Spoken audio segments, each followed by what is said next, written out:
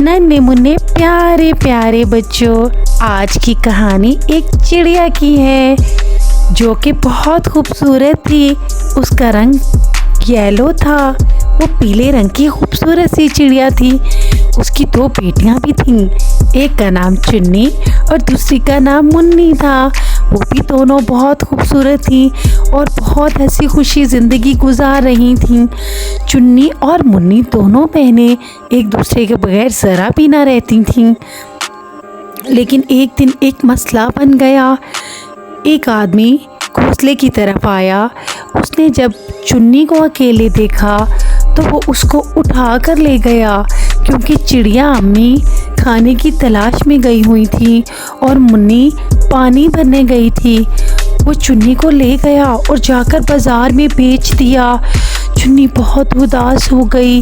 बहुत सारी चिड़ियाँ थी पिंजरे में, लेकिन उसके बावजूद उसे अपनी बहन और अम्मी बहुत याद आ रही थी। बहुत रो रही थी, लेकिन कुछ भी ना हो सका।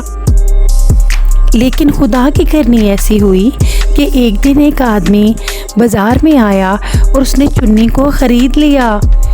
वो उसे ख़रीद कर घर ले गया, उसके खाने पीने का ख्याल रखने लगा, लेकिन चुन्नी फिर भी उदास रहती थी। उस आदमी ने एक दिन चुन्नी से पूछा, चुन्नी इतनी उदास क्यों रहती हो? चुन्नी ने बताया कि उसको उसकी माँ और बहन बहुत याद आती हैं। वो आदमी बहुत अच्छा था। वो उसको अपने साथ जंगल ले गया और पूछा, देखो यहाँ पे कहाँ पे है आपका पिंजरा नुमा घोंसला। लेकिन वो देखती रही, उसे कहीं भी अपना पिंजरा नुमा घोंसला ना मिल सका। वो बहुत उदास हो गई और उस आदमी के साथ वापस चली गई। लेकिन एक दिन एक कमाल हो गया।